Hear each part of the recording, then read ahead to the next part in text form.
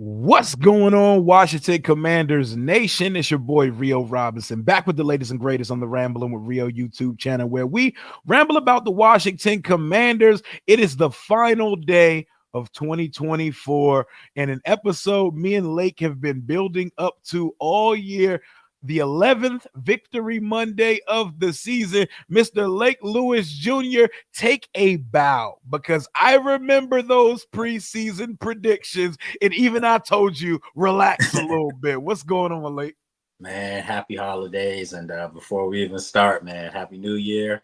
Hopefully you have a great year coming up, as good, if not better, than the one you just recently went through. Yes, sir. Likewise, man. I appreciate you, man. Washington 30-24 over Atlanta. They get that 11th win that we've been talking about. They haven't had in 33 years, since I was a newborn baby.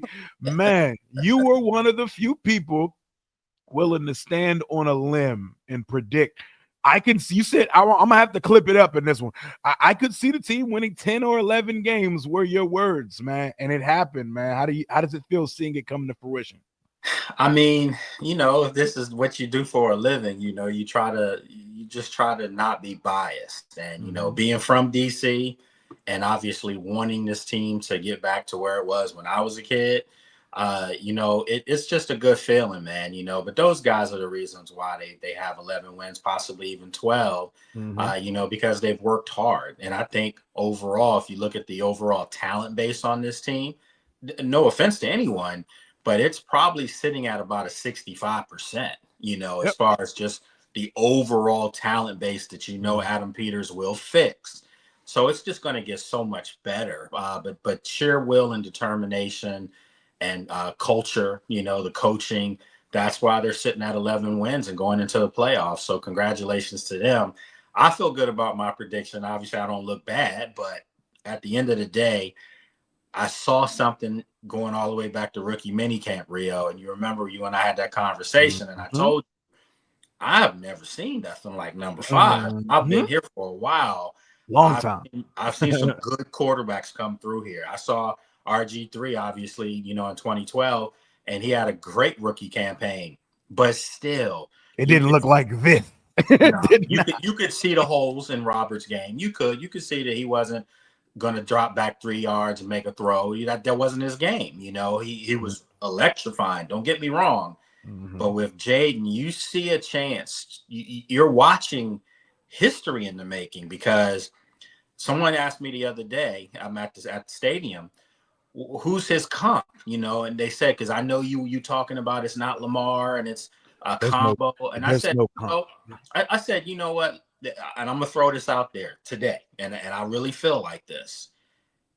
His comp is Patrick Mahomes. And I say this because with wheels. Yeah, they don't do a lot of things for the whole duration of the game that wow you, but they're constantly coming forward. They're constantly pressuring you, putting heat on you in different dimensions, in different ways.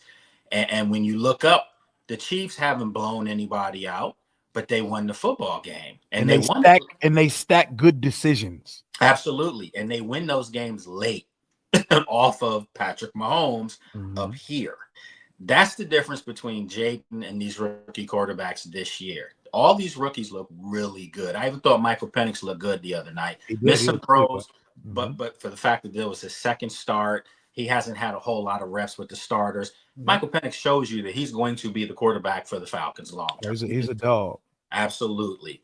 But with Jayden, he's beating you up here. He has a master of the game right now as a rookie that the other rookies just don't have yet. You can see the other rookies have training wheels still on. Jayden on a Harley right now. It's totally different, man. He's coming at you, and it reminds me of Patrick, the way they sure will their teams to victory. So that's his comp for me right now. I remember you coming out of rookie mini camp. I remember comments you made, and I remember certain people in the comments, give him time, let him go prove himself. And you were like, no. This is different. You watched him through mini camp. You watched him through summer OTAs and mandatory mini camp. You watched him in training camp. We've seen so many quarterbacks come through here that the media has to try to concoct and curate good practice reports for.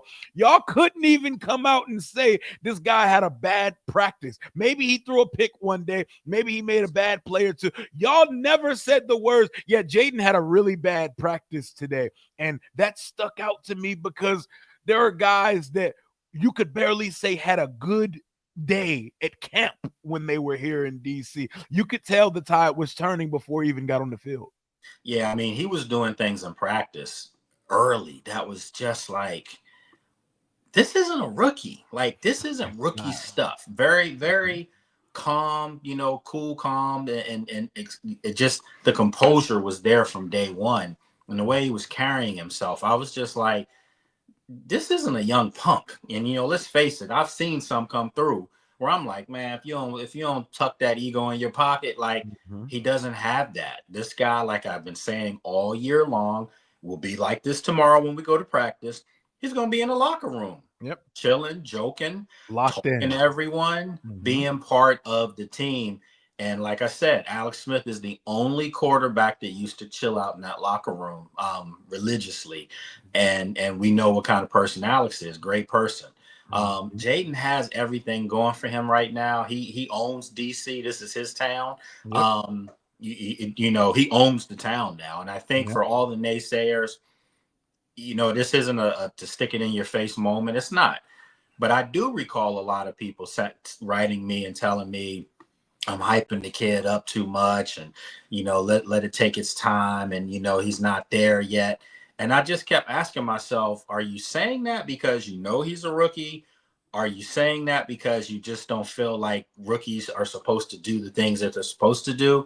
Yeah, that's exactly what it was with those people. But they don't understand. You're looking at a generational talent at quarterback who I've never seen, and I'm going to say it again. I said this back at rookie minicamp. I've never seen a quarterback at that age as a rookie that looked elite in both categories of passing and running. Lamar came in and he was elite from day one as a runner, had to work on his pass game. It wasn't as bad as some people made it out to be, but he definitely needed to work on that. And you see the fruits of his labor because this year he's doing stuff we've never seen. But, Tom Brady came in. Obviously, they had training wheels on him to not do certain things. It was let that defense in New England carry you. You move the ball down in that Super Bowl. Yeah, we know the rest is history.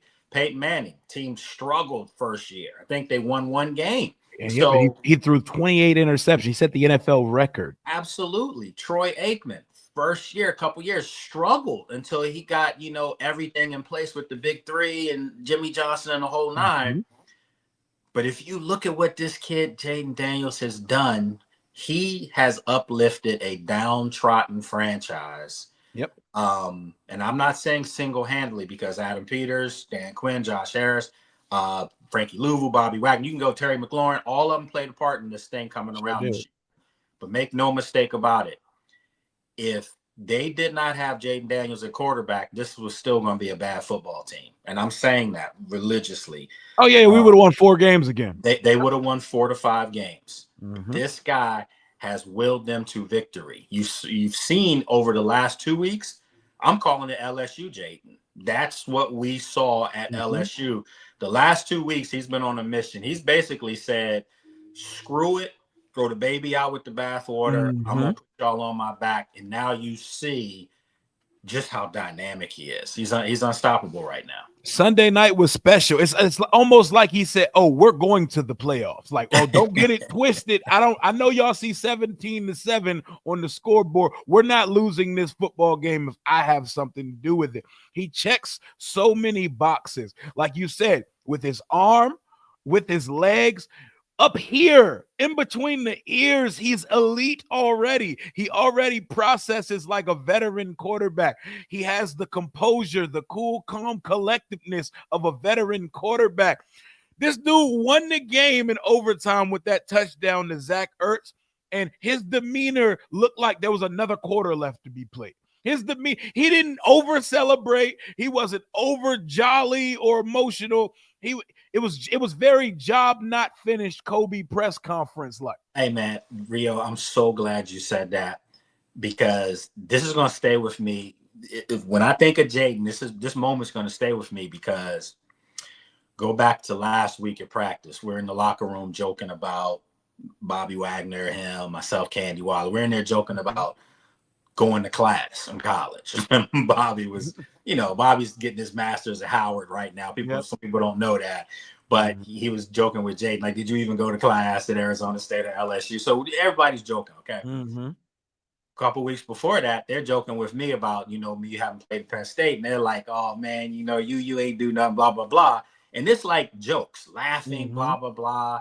Jayden's eating his little, the little ices that they give him and joking. Yeah. Fast forward to Sunday night.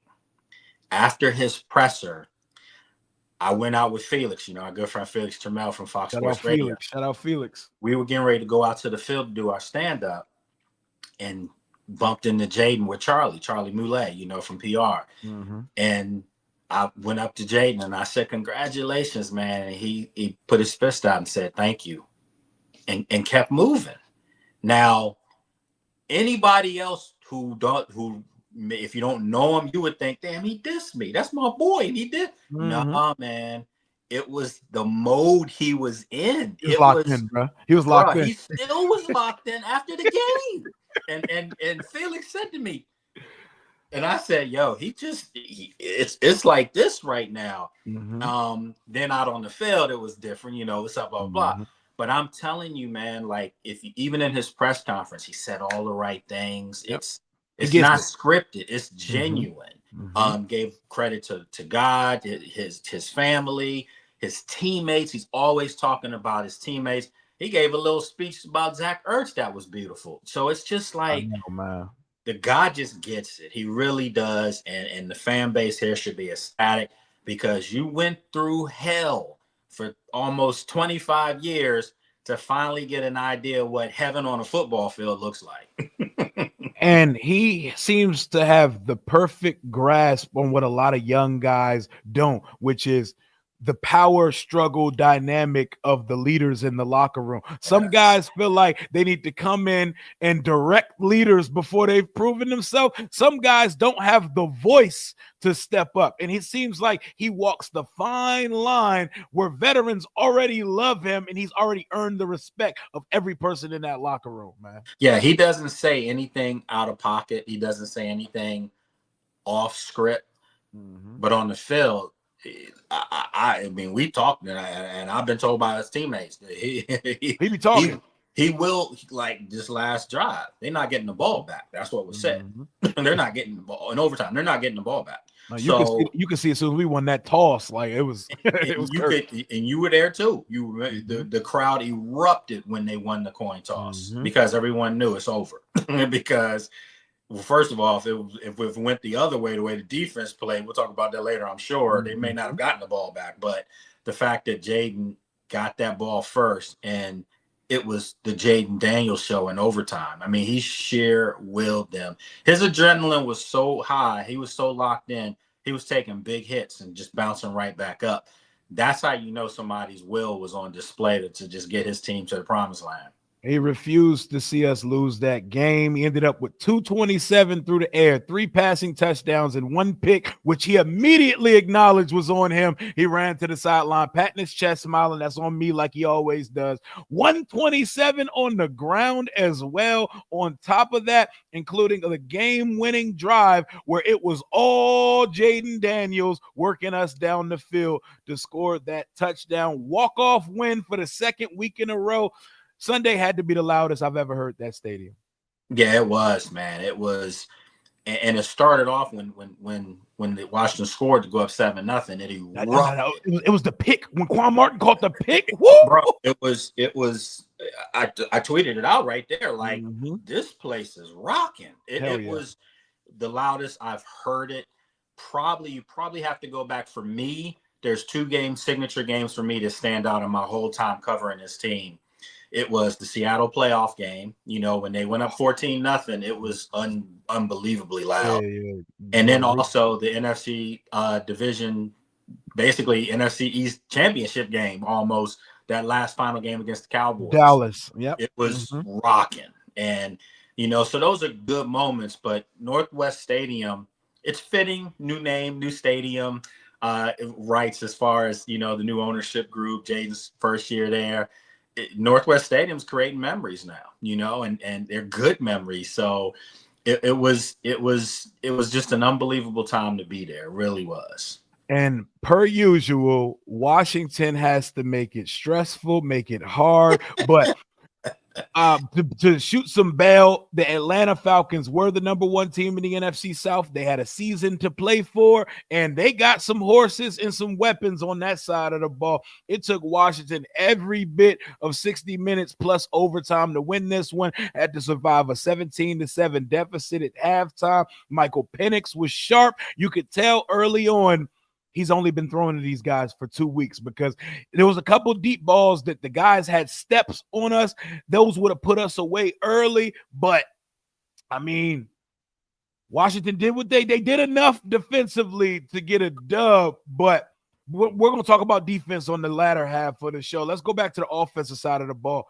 Jayden, when people from outside of here talk about Jayden, there are some hating ass fan bases and media pundits that don't understand all that he has to do here. We have one weapon for real for Jayden Daniels. We got an old tight end, but it's having a good season. We have a stable of running backs, but no real difference maker. And Brian Robinson was under 70 yards. Terry McLaurin had a catch for 5 yards. This man is making soup with no rest, with no ingredients, with Olamide Zaccheaus and 100-year-old Zach Ertz, man. Talk to me about that offensive performance on Sunday. Yeah, man. It's like them Lipton soup packets that you put in the water and you got broth with a couple little onions in there or something like that, little hard pieces. Yeah, you make That's it that's work. Terry. That's Terry in the soup. You know what I mean? Pretty much. Yep. Jayden's the soup. But outside of those two, there is nobody on this offense the teams are game planning for. Period. It's just Terry. And you obviously what I'm saying makes sense because Atlanta made sure they took Terry out the game. Sure did. And dared somebody else to step up. Fortunately, I know Olamide had that big drop late, but he's also played well up until that point. Had tough couple catches where he had some yak afterwards, tough runs. Yeah, I mean, it's by committee right now until they go out and get the dogs that they need to pair with Jayden and Terry. I think overall, though, you got to give Zach Ertz credit because that catch he had in overtime was a tough catch. And Jayden had a lot of pop on that throw, too. So, players step up and, you can look at the Adam Peters moves that he made and look at how this football team has leaned on the veterans to get them over the top. Obviously, Jayden is the rookie star, but, Zach Ertz has been making plays for him all year. Terry's been making plays for him all year. And then on defense, of course, Bobby Wagner, Frankie Louvu, those guys. But this is a team that just has to find a way to sheer will themselves to victory because the talent level's not where it's going to be over the next couple of years once they build it up completely. But yeah, I think that they did enough to hold on. But you were right, Rio, that if Michael Penix was a little sharper early, it could have been an insurmountable deficit to fight back from. It could have been super ugly in that first half because they were getting behind our secondary on a regular basis. How were you feeling about the game going into halftime? 17-7. You know what? It's funny you say that because I mentioned to someone yesterday I wasn't worried. I thought I said before the game started, people were like, can you give me a prediction? And I said, oh, this is going to be like a 26-23 game. And I actually think I took Washington to win the game 26-20. That was my score. They did win by 6, if I'm not mistaken, but it was a little higher up. But yeah, I thought this was going to be a tough football game that Washington would pull away from in the later part of the fourth quarter, latter part. And it just never happened that way. It was every time it looked like Washington was ready when they came back, like they were getting ready to blow the lid off the thing. They let Atlanta go right down the field, So I know it's going to be a tough football game. And let's face it, Rio, when you're a young team and you're trying to find a way to learn how to win, especially playoff atmosphere type games, Mhm. it's tough, man. You just It because is. you don't have a basis on anything. But now, guess what? I think that game on Sunday night on in primetime television with all everything at stake, I think that helps them so much more when they get into the playoffs because they've already experienced the atmosphere that they're going to be walking into. I love it, man. I love the resiliency of this team.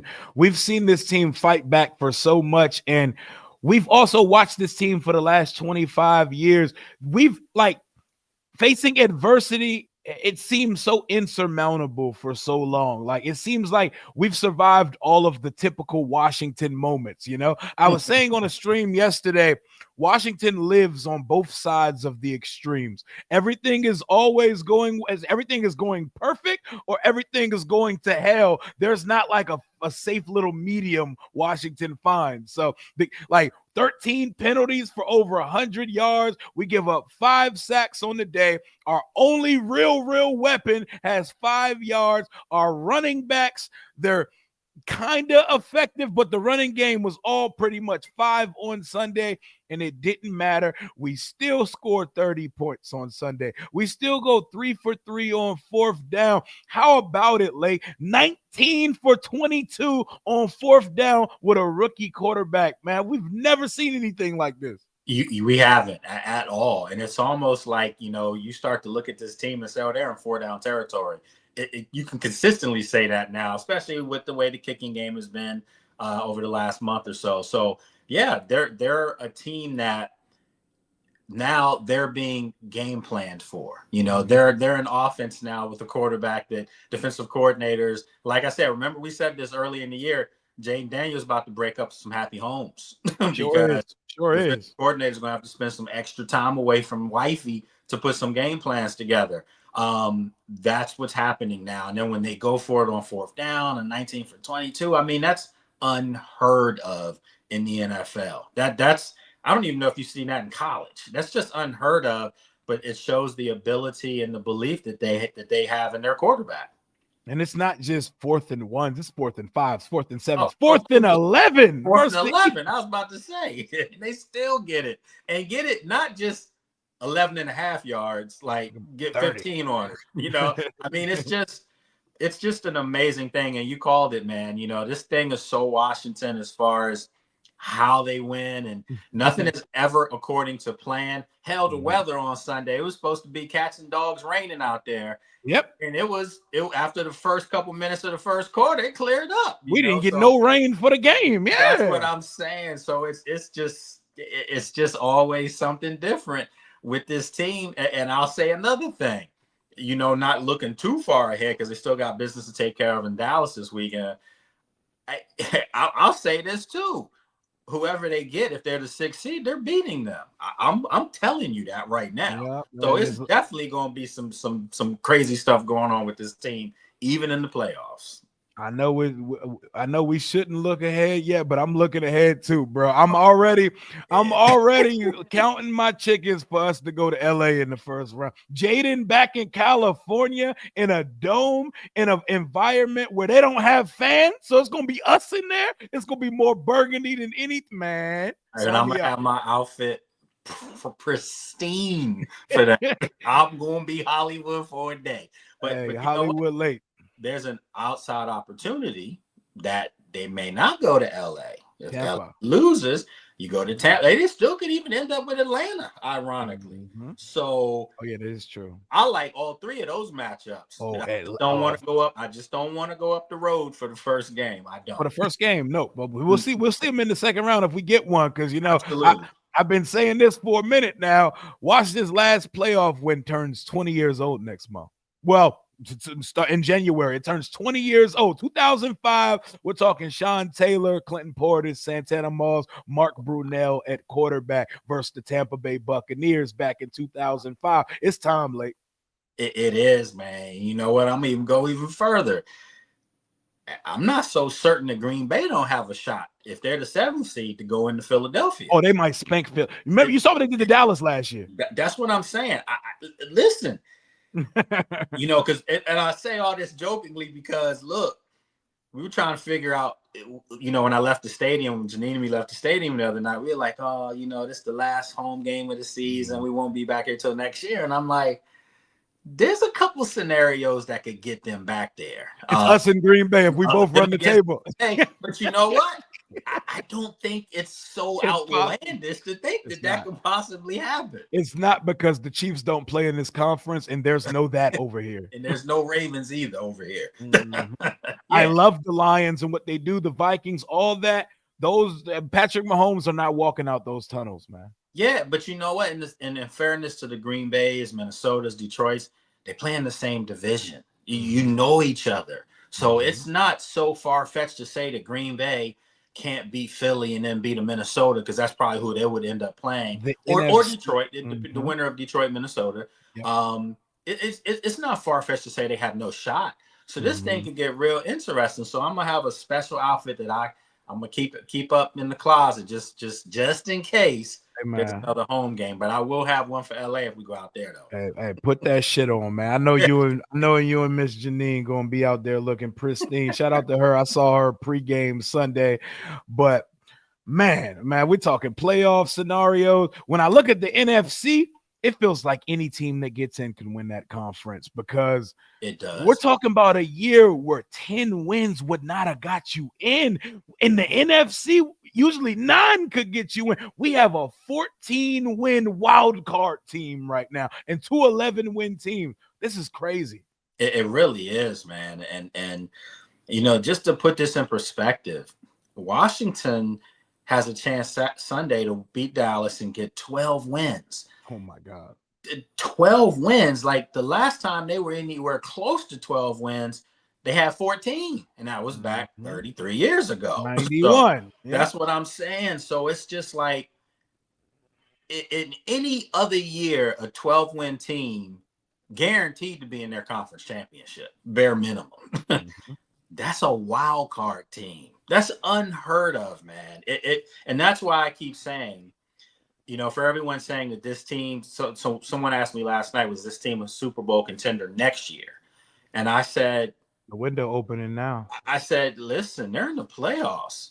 When you make the playoffs, people can say, oh, no, they're lucky to be in. They're happy to be in. And then I say, look, you go back to the Cowboys game. They let that one get away. Missed the extra point at the end of the game. That should have been a dub. Steelers. The Pittsburgh game, you're up 10 in the 4th, and you let that get away. Should have been a dub.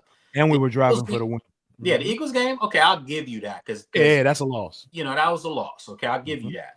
But those 2 games, the Cowboys and Pittsburgh, if you do what you were supposed to and you have won those games, 13 now or the 13 going on 14-win football team. So I just need people to understand, yes, everything's ahead of curve, and most people, Rio, they're happy that they made the playoffs. Yep. They don't care what happens going forward because they know it's going to get really good over the next couple of years. Don't be so sure that this thing this year is going to get off the tracks early. Yeah. I don't think so. Now, when you got number 5. I don't see no one dog walking us. And here's the thing. Yes, we're happy to be there. Yes, we're playing with house money. We do not have probably the defense yet to compete with some of these teams, but your puncher's chance is always a good one when you have a top 5 quarterback in the league. And Jayden Daniels has been the 5th best quarterback in the NFL this year. The Absolutely. 5th best. You got the 4 elite guys, We know, even though Mahomes isn't playing the most elite football, he's always there because he's that guy, and he's probably going to find his way back to the Super Bowl this year. But after those 4 guys, how many other guys are you putting ahead of Jayden Daniels? Because he is a one-man band over here. Bro, this is why I love doing this with you on Tuesdays, man. I literally was just having this conversation with Lay last night. Listen, there's 4 guys. We already know the 4 horses at quarterback. We already know Patrick, Lamar, Josh Allen, Joe Burrow. We know that.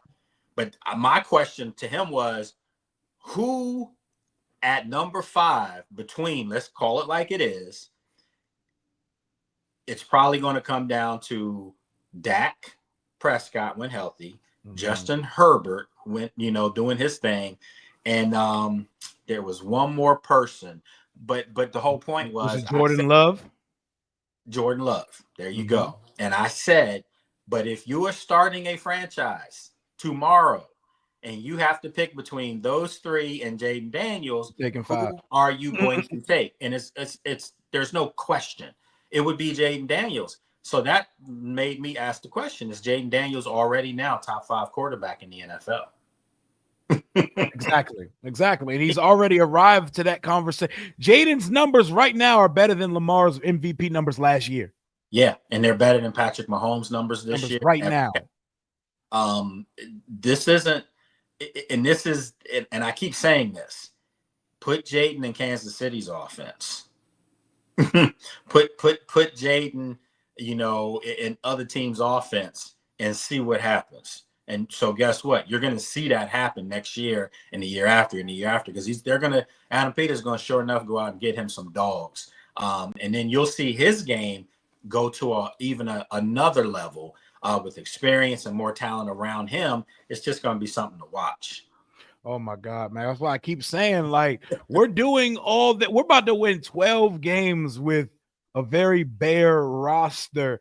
And we have something most teams in a rebuild that, like, you don't win 12 games and then sitting on $120 million of salary cap and have all your draft picks. Like, you usually sacrifice something to get the 12 win. No, we did it in year 1. We didn't trade away all our draft picks. We didn't go out and spend all our money. We got a bunch of culture setting veterans that cost pennies. Dante Fowler, 10.5 sacks, making $3 million this year. Meanwhile, Montez Sweat's making $23 million to do significantly less and lose in Chicago.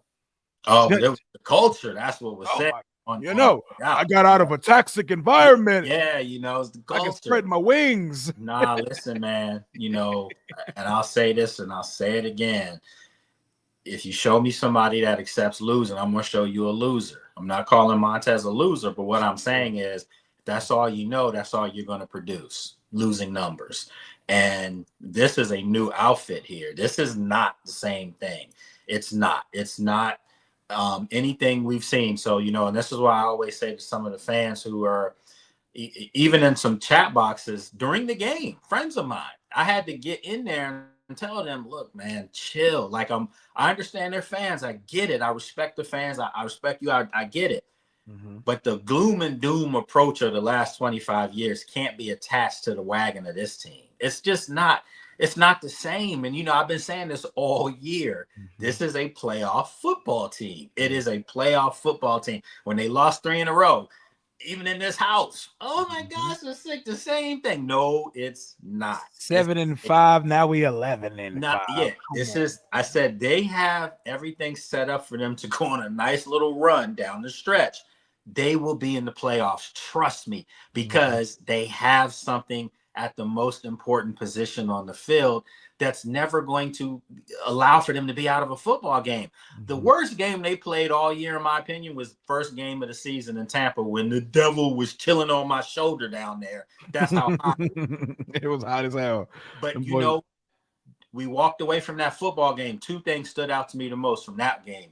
One was seeing Adam Peters in the daggone hallway after the game, red-faced, like pissed, and walked off like this is not acceptable to him. That showed me that this is different now. Losses aren't going to be acceptable. That was the infamous John Allen walking out to the bus first game, okay, where I went off. Okay, the second thing was, even in defeat, the second best player on the field that day was their starting quarterback, Jayden Daniels. Baker just had one of them games that game. He was on it. And we was wet behind the ears as a team. We didn't even know each other yet. That's what I'm saying. And you still walked away from that game thinking, damn, this is different. It's just different. And it sustained itself. So, yeah, man, as long as they have that guy behind center, and on any Sunday, he's no worse than number 2, you have a chance to win the game. If he's the best player on the field, which he's been almost literally 11 times this year, They won 11 games. Be the best player on the field Sunday. They should win the game against Dallas to get to 12. Just need him to be the best player on the field in the first playoff game, which he has an opportunity to be. I'm not sure how many of these quarterbacks in this league's number one weapon could go one catch for 5 yards, a running back under 70 yards, and they would go for 350 total yards and 3 touchdowns and win the game. You know, the guy's already doing veteran things. So each week we watch 5 play, a little bit of past PTSD starts to dissipate because we be trauma dumping on the current guys here. It's like getting a new flame and then holding her to the standards of what you dealt with in the past. You got to live in the present and you got to let people show you who they are. And speaking of PTSD, I had a war flashback on Sunday late. I saw my life flash before my eye. I dropped to my knees when that boy got crumbled up and folded like a pretzel in the first half of that game. That shit took the life out the stadium late. Everybody, man, it was even in the press box. Hey, man, it literally, yeah, man. And that's when you say to yourself, this is different. This is different. This is not, you get here, big spotlight, and then all of a sudden something tragic happens. It's different, man. But you know what? I thought about you, and my apologies that we didn't get a chance to link. I couldn't get down from the press box. All good. It's all good. I was out there politicking anyway, man. Yeah, but then Janine made me feel bad. She said, I took a picture with Rio, and I meant to send it to you. So she gives me her phone. I had to get some video to put in my stand up, and I'm looking, and I was like, who the hell is this nice looking brother in the picture? That's family. But nah, it was one of those moments where, when you asked me earlier, was I concerned at halftime? And the only reason I wasn't, Rio, is because we've seen this story. They just don't jump on people when they're supposed to jump on them. So you just knew it was going to come around, and you knew they would chip away. And I really felt good at halftime that it was only 17-7. It wasn't as bad as it should have been because Penix left some plays out on the field early. So yeah, man, you do have those moments, and you say they're getting ready to revert back to what we've seen over the last 3 decades. But this team, I think, has thoroughly buried any of those skeletons. They're gone. The black cloud has literally been lifted off of Northwest Stadium. We're touched by angels now, y'all. We have good karma. Our karma's been reset after some folks left that building.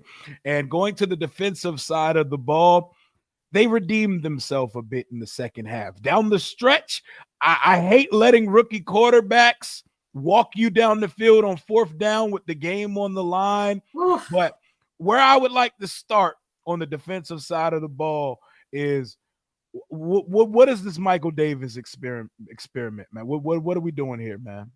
Listen, I try not to jump on anybody because they're professionals and they're the best of the best. And Michael Davis will come to our local flag football league and lock you up. But this wasn't our local flag football league. This was an NFL game with everything at stake.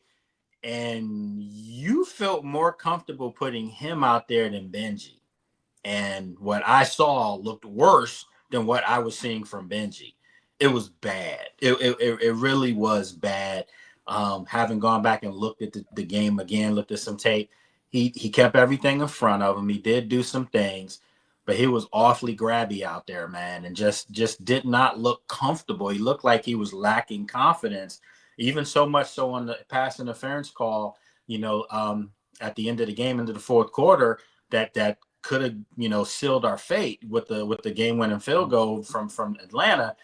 I mean, he just, body language just looked like he just wasn't comfortable out there. Body language, technique, movement, that didn't even look like an NFL player. Like, what? Yeah, bro, it was bad. And I had made the comment that my new motto for 2025, if something looks horrible, is cheeks and cornbread. And to me, that might have been the first rendition of that. It was pretty bad. But just to shoot him a little bit of bail, all the corners were getting beat. All the corners were getting all beat. night. Every corner on our roster forgot how to defend an out route. Drake London ran out routes all night. And you're doing out routes, throwing to the left side of the field. He's a left-handed quarterback. You And I'm know like, where it's Mikey, he's not throwing to the middle or to the inside, the hash marks. He's throwing to the out. mm-hmm. I don't know, man. Like, I'll say this, and I'm not even speculating. I just wonder, John Allen coming back, did it disrupt anything up front from a continuity standpoint? Because they had no pass rush. We didn't They were invisible as far as the pass rush. The only time they ever got any pressure on Penix, it was 2 plays. One, Dante Fowler had the unnecessary roughness. He hit him in the shoulder pads. The other time, Penix dropped the ball. So, when he picked it up, people were coming at him on the snap. So they just didn't have anything to make this rookie uncomfortable. And I was surprised that Joe Witt didn't dial up a blitz or something. But this kid was sitting back in the pocket looking like Steve Young. I mean, just 3-4 seconds, and then he could just fling that thing. And he refuses to move around. Oh, he has no mobility right now. And he has the speed. He refuses to move, though. He's a pure pocket quarterback. Yeah, he does not move. And my thing is, they would not get him off his spot. Anyone knows football 101, you get that quarterback off his spot, get him out of rhythm. That wasn't happening. Atlanta's offensive line looked like the Hogs, man. I mean, they were just moving us people at the line of scrimmage. And we know what Bijan was going to do. Bijan, they stopped giving him the ball. That's on Raheem Morris. That was terrible. Second half, Bijan Robinson should have just sat on the sidelines because they put everything on Penix. But in the first half, tell me Bijan Robinson did not look eerily similar style and moves to Saquon. That's what I saw. And they couldn't do anything with him. So, yeah. Our run defense, that definitely concerns me because Kyron Williams, Bucky Irvin, Saquon Barkley, Aaron Jones, Jameer Gibbs. Yeah, we're full of the playoffs is full of really good running backs, and we give up a lot on the ground. Even when it's like not a huge play, like them 6-7 yard chunks on first down that we always give up, that hurts. That makes it really easy, especially for a rookie quarterback to settle in when you only got to go 3rd and 1, 3rd and 2, because you're running the ball so successfully on 1st and 2nd down. They got John Allen back giving pregame speeches again. Everybody in the chat was like, we started off with bad mojo because they let John Allen get the mic one more time. See, man, I got to go out there tomorrow. we can skate past that, man. Let Frankie Louvu take the reins on the pregame. I mean, he ain't been there. You know what I'm saying? Like, John hasn't been there. No, I don't want to hear that. No, he ain't been here. He ain't been part of this run. I want to hear from Frankie or from Bobby or somebody, or even from Terry. Hell, I'd rather hear from Jayden than John Allen. But again, man, and that's a whole nother thing, how things have changed. Because in years past, guys that get hurt or somehow are hurt, they not coming back to play for this. They're done for the year. He said, no, I had to be here for this. I had to be here for this. He had to be part of this thing. That's how you know something's different. I know he's on the pitch count, and it was his first game back, so I wasn't expecting for him to come back in and be Pro Bowl John Allen. But even before he was hurt, he wasn't Pro Bowl John Allen. So that's not to throw shade. We just call it like we say it, man. I just was concerned that it would disrupt the chemistry of what was happening there already with Johnny Newton. You had other guys contributing. Sheldon Day. It worked, man. Dorrance Armstrong was getting some pressure on the side. Dante Fowler was. Yep. But I think what this did to me was it exposed what we've already known. Yep. They need an alpha pass rusher to come into this defense to really create a whole new dynamic. Dante Fowler's having an incredible year, and I'd like for them to re-sign him and have him come back. But if you can get a guy like a Max Crosby or someone Or like that, Hendrickson's an unrestricted free agent. Natty, I like him. Miles Garrett Mm-hmm. obviously wants out of Cleveland. If Mm-hmm. you can get yourself one of these high motor guys that teams have to account for at all times, it'll change the dynamic of your defense. Because we already know Marshawn will be their corner next year, fully healthy. It's going to change things. But yeah, man, it just again, there was no pass rush against Michael Penix whatsoever. None. None. I don't know who made the call, whether it was Dan Quinn or Joe Witt, whoever decided to put Payne on the edge in the Yeah, second half, it that was a made a good difference. move. That It made was. a difference, man. Halftime adjustments, man. We come out the second half a new team some of these weeks, and that's something Washington has missed through these past few regimes. Oh yeah, I mean they did it. They did it on offense as well. Cliff Kingsbury's, he comes out and makes adjustments. Mm-hmm. But on defense, it was when I saw Payne on the outside. I've always said to myself, he's nimble of foot to be able to go on the edge at times. Not in a 3-4, but in a traditional 4-3. Like he could do that, and then by doing that, you can get all your guys, your best linemen on the field at the same time with Johnny Newton, with John Allen, Mm-hmm. with Dante Fowler, and then at times, obviously, Dorrance Armstrong is in that mix too. When Newton came out, Mm-hmm. but again, it still didn't generate the pass rush that's needed. And if you're not going to get it from your front four, you've got to send someone. You've got to come from the corners. You got to send somebody up the middle. And they just refused to do it. I know Penix was getting rid of the ball uber fast. It was like 2 seconds and he was throwing the football. But still, he was throwing it from his favorite spots. And they're going to be playing much better quarterbacks and much better schemes come playoff time. If it's Matt Stafford, that is the closest thing you're going to see to Penix because he's not running. He's a pocket passer as well. Mm-hmm. And if you can't get a pass rush against them with those receivers for the Rams, oh boy, it's bad. Bad thing.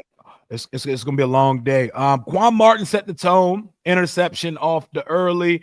Finally got him one this year. Washington had a chance to force like 3 or 4 turnovers. We dropped a couple picks per usual, and we forced some fumbles. Don't get on top of the ball. They need to dedicate a portion of practice each week to just jumping on footballs and catching interceptions. Because Noah had an opportunity for one. Somebody else I think it was Chin had an opportunity to catch a deep interception.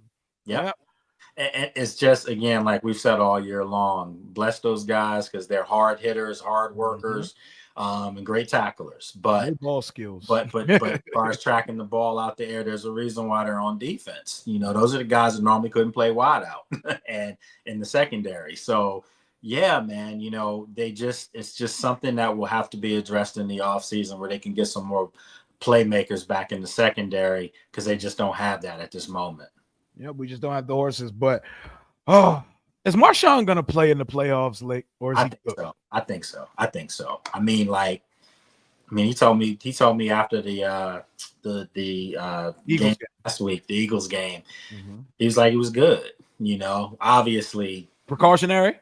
That's him. Yeah, it's precautionary. I'm just gonna say it. I mean, he's playing in the playoffs. There's no reason for me to think that. Let me just say this to make it even easier for people to understand. He'll give it a go in the playoffs. Okay. Because I don't want people thinking I'm saying he's 100% healthy.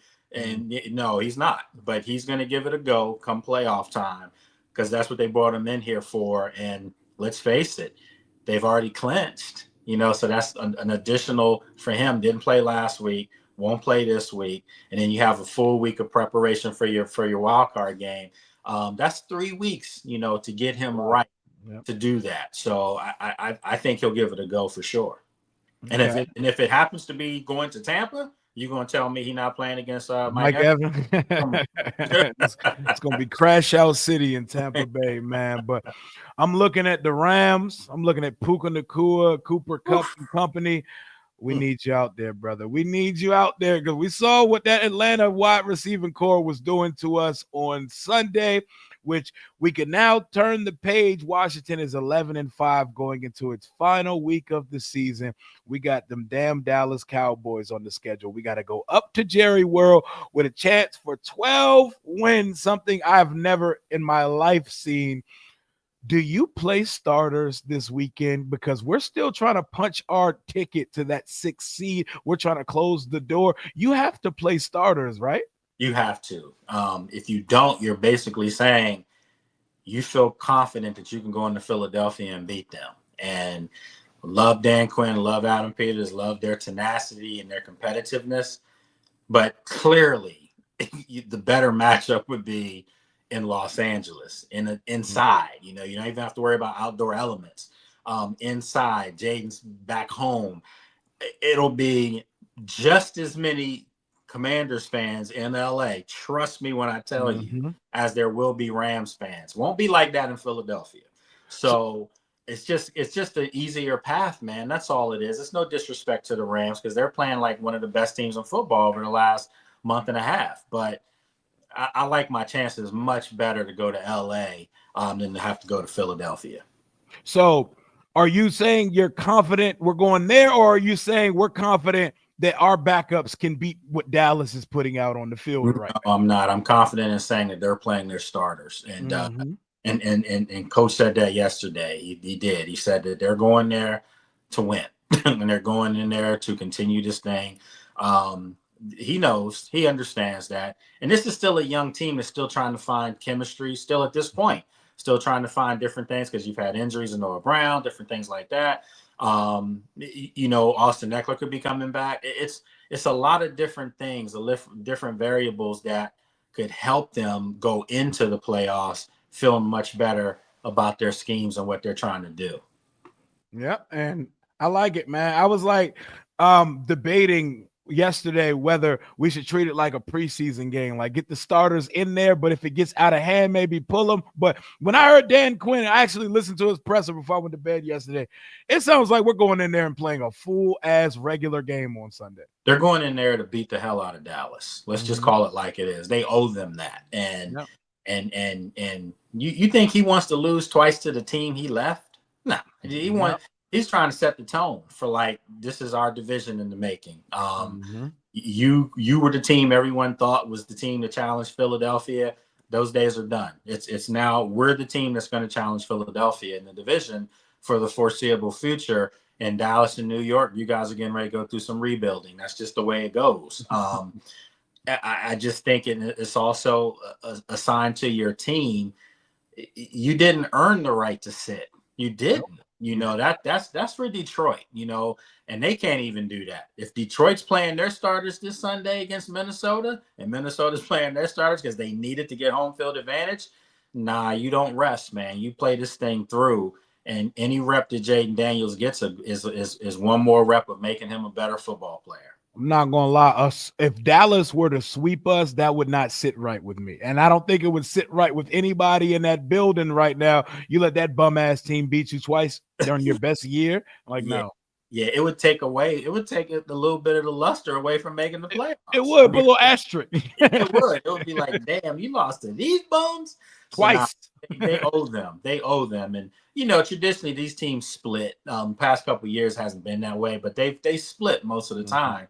And unfortunately, it's always on the other team's home field. So I do think there's going to be tons of Commanders fans and Jerry World this weekend.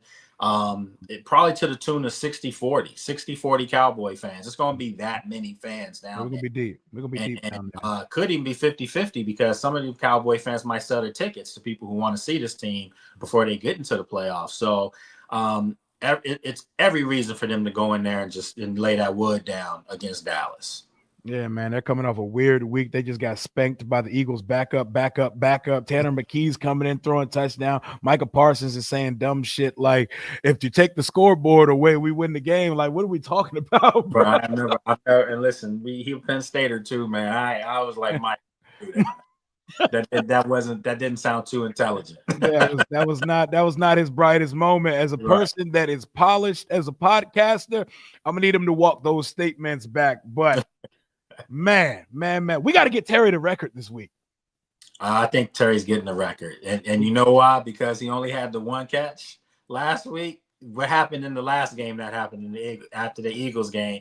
They had Tennessee, and they went to him on the first play, moved him to the other side. He was pissed too. Terry was pissed after the game. Absolutely, it just it just opened up everything. And I also think that they need this game to get some continuity again with the offensive line. I never thought I'd say this just consistently like this, but they missed Andrew Wiley, bro. They do. Like, They do. I never thought I would live to hear myself Me say neither. it, Me but neither. it was working on the other side for Coleman and Lucas platooning. That was Pro Bowlish type numbers those two were putting up together. It was good. But since they've had to separate them, it's a little bit of a struggle. It's been like Coleman's looked like a rookie at times. Oh yeah, very Yeah, rookie like. yeah. He's played well at times, but he's looked like a rookie. And I just think that right now, with Beatis going out in the game and having to bring Dieter in, I mean, they have to find a way to get everyone healthy. Allegretti had been injured for some time and come back, and the only guy that's been out there consistently is Cosme Yep. and Lucas. When he's played, but they've got to find a way to get that offensive line moving people like they were early in the year. They were playing like one of the best offensive line units in the league pretty much the first 6 weeks of the season. Yep. And since then, it hasn't been the same. And they've got to do that so they can get that running game going again. Because you just don't want Jayden to have to wear the cape every game. Not saying he can't do it, but you just don't want that. You don't want him to have to, be your leading rusher every week. You just can't have that. You can't have it. And we got to chill out with the penalties up front, too. My God, the procedural penalties and the holding. Bro, we gave up a football field's worth of penalty yards on Sunday. We can't have that. We literally put the game away with a touchdown to Alameda Zacchaeus and got that stupid holding call. Yeah. Oh, man, we got to stop. Now, I'm going to be honest. Those were some iffy calls against Sam, because Yep. the D tackle kind of went down and Cosme just pushed him down. He made sure he stayed down. That's not a hold, man. It's just not. Maybe he got They've been calling that as a hold like recently, like in this year. So yeah, but it's just so ironic that it happens when there's always a big play. They call plays back and the refs just get involved, man, at the wrong time. If you're going to call it, you have to call it consistently, which they've been doing. But I just think that they have to go back and look and ask yourself, is that really a hold? If a lineman is helping usher down a defensive end who's already lost his step, and especially when it had nothing to do with the play. There was no pressure from that guy. There was no, just it's some of these calls that are being made are away from the ball. I know that was right in front of the quarterback, but still, man, just bad timing for that. You're around these guys each week. Based on some of the mood around these guys, I don't know if you've been able to talk to him since he's been in the concussion protocol. Do you feel like Eckler could play football again this year? I think it's mental with Austin right now. Like when you have those type of concussions, that stuff weighs on you. I think he wants to play, but I think they're going to be precautious. Cautious and have every precautionary measure to not put him in harm's way, which I respect this new staff for. I don't feel like he plays again this year. Yeah, I think if they go to LA, he gives it a shot. I do, but I know he didn't want to. Yeah, I could see that. I really could, but he's going to have to convince them, and he will be playing with a shell. He's going to have to. It changes things. I don't know if they need him as much as Marshawn is needed on the defense, though. So it's not that much, but we definitely can use him, man, because our run game out the backfield, I don't know what's going on. We cannot throw to the backs anymore out the backfield. You've noticed that, I'm sure. Yeah. And that's where Austin ate. That's what he's known for. He's a red zone demon over his career. And he's also a great pass catching back out the backfield. So you definitely can use that. And he's also a really good run blocker. I don't know if they're going to want him to be staying back and picking up blitzes, in his current condition. But if you can get him on the field, it does make eyes on the defense, pay attention to him, if anything, so it can open up some other areas on the field. Is B-Rob okay? He is, man. I mean, he's banged up. There's no question about it. But, I think as much as I like Brian, his game, I've always said this, in a perfect world, he's the best complimentary number 2 back. 100% agree. And that's not knocking him, because he can put up numbers. Listen, for everyone that has said to me, "Oh, you're harsh on these guys," Rio, 60 yards a game in today's NFL gets you 1,000 yards, man. That's not. We don't need him toting 100, 150. Yeah, We and don't. before people say, "Oh, he missed a couple games," he still played enough games that he should have 1,000 yards. Like, we need to stop this. Yeah, yeah, yeah. I mean, 60 yards, 65, I think, to be exact, average with 17 games, it's going to get you to your 1,000 I don't want Jayden to have to be the leading rusher on the football team on a weekly basis. You can't have that. Mm-hmm. And I know people are saying, "Oh, well, Lamar did it all those years, and he's your favorite player, like Lamar." Well, that's why they went out and got Derrick Henry, Yep. because they don't want that to happen. And even last year, people don't understand this. One of the biggest blows the Ravens suffered last year was when Keaton Mitchell got hurt. Yep. Because they were running the football. Washington needs that. They do need a home run threat at running back to pair with Jayden. And I think that's something they'll address in the offseason. But to answer your question, I think Brian's just beat up, but he's still a warrior. He still does what's asked of him. But again, when you see the performances of what Jayden did the past 2 weeks, it shows you what you and I have been talking about all year long. It shows you just how significant the next wave of talent behind Jayden is on offense. It's Yep. not. It's not. It's not Malik Neighbors and Brian Thomas. Oh my God. Oh my That's what I'm God. saying. That's what he was thrown to in LSU. He's got Terry, but they don't have that other number 2. Not yet. Yep. They have serviceable professionals who are good players that can be built up, but you know it when you see it. And for right now on offense, to me, there's only 2 that you see from the skill set position that are dogs, and that's Terry and that's Jayden. They Yep. need 4 to 5 more in order to make this thing a hummingbird, like literally an offense that's just going to drop 40s on you, because they're already getting up to 30s. But I'm talking Yeah. about an offense that will consistently Mm-hmm. put that kind of pressure on you, and just beat you down. Yeah, man. You look at some of the elite offenses in the league. You look at what Jayden's doing. We're already one of those. We're the 4th best offense in the NFL, averaging 30 a game with bare weaponry. Just you wait till they stack this thing up. And for those exact reasons, there's no more discussion that needs to be had about rookie of the year, because this guy needs MVP votes, if we're being honest. Yeah, man. Listen, I never accepted the whole Bo Nix, rookie of the year race. He's closed the gap. He's having a really good year. Make no mistake about it. Bo Nix Yep. is the quarterback for the long term. Mm-hmm. Congratulations to them. But Bo Nix still has training wheels on, man. You can He ain't, watch the games and see it. he Caleb ain't Williams this. training wheels, Michael Penix training wheels. You look at these rookies, Drake May. Drake May, to me, I think playing better than Bo Nix, and I mean that. Like It's just the numbers don't represent it because he didn't start as many games, you know? absolutely, but with the eye test, Drake May looks really good. Mm-hmm.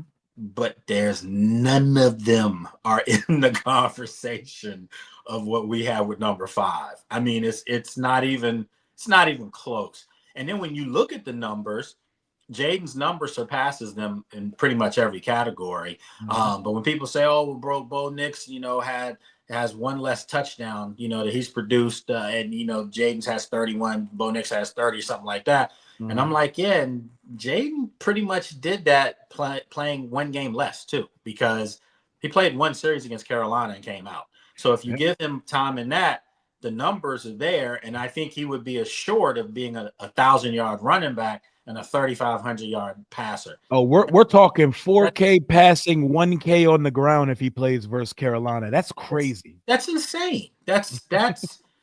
It's just not something like, people don't understand. He's the only guy in the history of college football, I think, to pass for over 10,000 yards and rush for over 4,000 yards. That's crazy. Yeah, it says this is what he does. And we Mm-hmm. wondered, is it going to translate to the NFL? And we Yep. all thought it was. I think we need to find our show where we gave our numbers for him on the season. But I'm pretty sure He's I eclipsed all of that I shit. said 33 3,300 yards rushing and about 800 yards. I mean, 3,300 yards passing, 800 yards rushing. I think that's right where his numbers are sitting. They're Yep. close. Yeah, So he's at a total. Hold on, I got it right here because I got a graphic of his stats next to Patrick Mahomes' stats, and it's crazy to see it because they're this better is in every first. category. Yep, he has 4,394 total yards, so he has 850 on the ground, 3,500 on the through the air, 31 total touchdowns, 9 picks, 101 passer rating. That's absurd. If he played versus Carolina, we're talking about the Sonny Jurgensen 30 touchdown thing that hasn't happened in 57 years. That would have got broke. We're talking 4,000 yards through the air. We're talking 1,000 rushing yards because he's going to be damn near at all of that, even missing that game. Yeah, and that's just it's absurd. And as you said, with only one true weapon, and a good complementary tight end, in that offense. But I just tell people, man, imagine if he was working with what Joe Burrow's working with, or something like that. Just Hurts. or Hurts. I mean, just imagine, like or Detroit. Oh my I God. mean, Yes. this is, but see, this is where it's gonna go though. It's year one. It's year one. So they're going to get to those talent levels where they're not playing at a 50 to 60% talent ratio. And honestly, the only reason that number's so high is because his number's in the high 90s. And Terry's probably teetering around a 90, but if you look at everybody else on that offense, if I were to ask you, the third best player on the offense, percentage wise, as far as 1 through 100, who would it be for you? For me, it would have to be Zach Ertz. I'm about to say Ertz. It probably Ertz if And we that would give be it up. what, 70, 75? It would be Ertz, and then you would have to go to B-Rob after that. But like, come on, man. There are dudes playing with 2,000-yard running backs in their backfield, multiple 1,000-yard receivers. Boy, when Jayden gets his hands on some of that, it's over for folks. It's over. It's over. It's gonna be good, man. We're gonna be having a lot of Victory Tuesdays around here for sure. Hell yeah, man. So just to close this one out, you think Washington gets this 12th victory on Sunday? I do. I think they get it in big fashion. I think that they're tired of having these games they have to squeak out. They feel good that if they do have to do it that way, Five proven that that's what he does. I think he has the most in NFL history as far as a rookie, as far as game-winning drives and overtime victories. I mean, that's just what he does. But you want to go into the playoffs feeling a little better about yourselves, knowing that you stomped the team you were supposed to. Should have done it a couple weeks ago at Northwest Stadium. I think they go into Dallas and they lay one down on Dallas and pull guys in the fourth quarter. That's what I'm predicting. I like it, man. I got something similar taking place as well. I appreciate you, Lake. This is our last pod of 2024. We had a phenomenal year, just like the team had. Let folks know where they can find you one more time as we close out this year. All right, my friends. You can check me out on social media at Lake Lewis Jr. So it's Lake Lewis Jr. And then you can subscribe to my podcast. I have it dropping later on this evening, actually. The Lake Lewis Jr. Show. You can watch it on YouTube. You can subscribe to it there as well. And then also you can subscribe to it on all the major audio carriers. You can go to sportsjourney.com, and not sure this week, but you can check me out on ABC as well. After game, doing some insider stuff. Hell yeah, man. Y'all heard the guy. Make sure y'all check him out, follow him up, because Lake keeps it real all the time. That is our final Victory Tuesday of 2024. I hope all of you out there have a blessed and safe, happy new year. This is Rio and Lake signing out. Hail to the Washington Commanders. Let's go.